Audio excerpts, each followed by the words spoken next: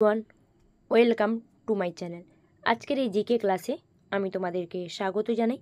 যে ক্লাসটিতে আমি শুধুমাত্র তোমাদের সাথে সাধারণ বিজ্ঞানের কিছু প্রশ্ন এবং উত্তর আলোচনা করব, যেগুলো তোমাদের আপকামিং কম্পিটিটিভ এক্সামসের জন্য খুবই গুরুত্বপূর্ণ। চ্যানেলে যারা নতুন তাদের জন্য বলে রাখি, এই ক্লাসটিতে আমি কোনো অপশান রাখিনি, শুধুমাত্র কোশ্চেন আর আনসার শেয়ার করেছি। তবে অনেকেই কমেন্ট করেছে যে ক্লাসটা খুবই হেল্পফুল এবং ক্লাসটি খুবই দরকার, তাই সেই জন্য আমি চেষ্টা করছি প্রত্যেক দিন তোমাদেরকে একটা করে ক্লাস করানোর। চলো, প্রথম প্রশ্ন, কত উষ্ণতায় সাইক্লোফিলিক ব্যাকটেরিয়া থাকতে পারে? কত উষ্ণতায় সাইক্লোফিলিক ব্যাকটেরিয়া থাকতে পারে? সঠিক উত্তর কী হবে? -170 ডিগ্রি সেলসিয়াস উষ্ণতায় সাইক্লোফিলিক ব্যাকটেরিয়া থাকতে পারে, -170 ডিগ্রি সেলসিয়াস উষ্ণতায়। নেক্সট, প্লেগ সৃষ্টিকারী ব্যাকটেরিয়া কোনটি? মানে কোন ব্যাকটেরিয়ার কারণে প্লেগ রোগটি সৃষ্টি হয়?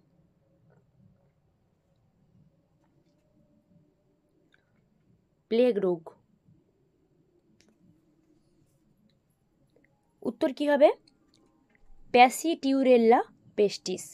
প্যাসিটিউরেল্লা পেস্টিস এটা হচ্ছে একটা ব্যাকটেরিয়া যেটার কারণে প্লেগ রোগ সৃষ্টি হয়। নেক্সট, বুলিফর্ম কোষ দেখা যায় কাদের ক্ষেত্রে লক্ষ্য করা যায় বা কোথায় লক্ষ্য করা যায় বুলিফর্ম কোষ? উত্তর কি হবে আমরা দেখে নেব। আগেই বলেছি অপশান নেই, তো চলো উত্তরটা দেখে নিই। উত্তর কি হচ্ছে না, উত্তর হচ্ছে তোমার ঘাসের পাতায়। বুলিফর্ম কোষ দেখা যায় ঘাসের পাতায়, ঠিক আছে? তো ঘাসের পাতা যেগুলো থাকে ওই ঘাসের পাতাগুলোতে বুলিফর্ম কোষ লক্ষ্য করা যায়। নেক্সট, আনারস কি ধরনের ফল? আনারস কি ধরনের ফল? উত্তর কি হবে কমেন্ট করো সবাই। আনারস কি ধরনের ফল? উত্তর হবে তোমার পুঞ্জীভূত ফল। পুঞ্জীভূত ফল আনারস, ঠিক আছে? পুঞ্জীভূত ফল। পুঞ্জীভূত ফল কেন বলা হচ্ছে না, আনারসের মানে অনেকগুলি ফুল থেকে একটাই ফল হয়। নেক্সট, গিরগিটি কোন প্রজাতির অন্তর্ভুক্ত? গিরগিটি তো সরীসৃপ প্রজাতি, কিন্তু এখানে স্পেসিফিক কোন প্রজাতির মধ্যে পড়ছে গিরগিটি সেটা জানতে চেয়েছে। সঠিক উত্তর হবে পলিফর্মিক প্রজাতি। গিরগিটি হচ্ছে পলিফর্মিক প্রজাতির অন্তর্ভুক্ত বা পলিফর্মিক প্রজাতির মধ্যে পড়ছে গিরগিটি। চলো পরের প্রশ্ন,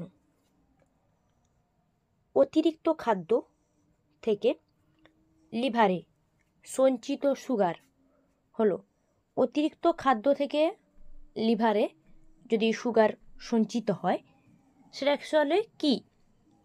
ঠিক আছে, সেটা হচ্ছে কি বলতো, গ্লাইকোজেন। অতিরিক্ত খাদ্য থেকে লিভারে যে সঞ্চিত সুগারটা থাকে যেটাকে আমরা বলি গ্লাইকোজেন। তাহলে সঠিক উত্তর কি হলো না, গ্লাইকোজেন। চলো পরের প্রশ্ন যাব। 7 নম্বর কি বলেছে? মৌচাকে নতুন লার্ভা থেকে নতুন রানী তৈরিতে, রানী মৌমাছি, তো নতুন লার্ভা থেকে যখন নতুন রানী মৌমাছি তৈরি হয় সেটা তৈরি হতে কতদিন সময় লাগবে? নতুন লার্ভা থেকে নতুন রানী মৌমাছি 16 দিন। উত্তর হচ্ছে কি 16 দিন। 16 দিন সময় লাগবে। নেক্সট, বায়ুথলি থেকে অক্সিজেন রক্তে কোন পদ্ধতিতে প্রবেশ করে? বায়ুথলি থেকে অক্সিজেন রক্তে প্রবেশ করছে, সেটা কোন পদ্ধতি? উত্তর কি হবে? উত্তর হচ্ছে ব্যাপন পদ্ধতি।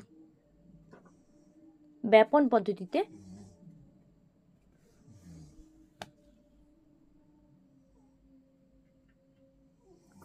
নেক্সট, আলোর ফটোতড়িৎক্রিয়া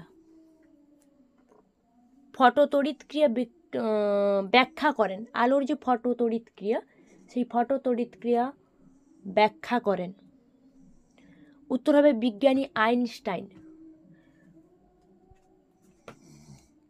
আইনস্টাইন ব্যাখ্যা করেন ফটোতড়িৎক্রিয়া।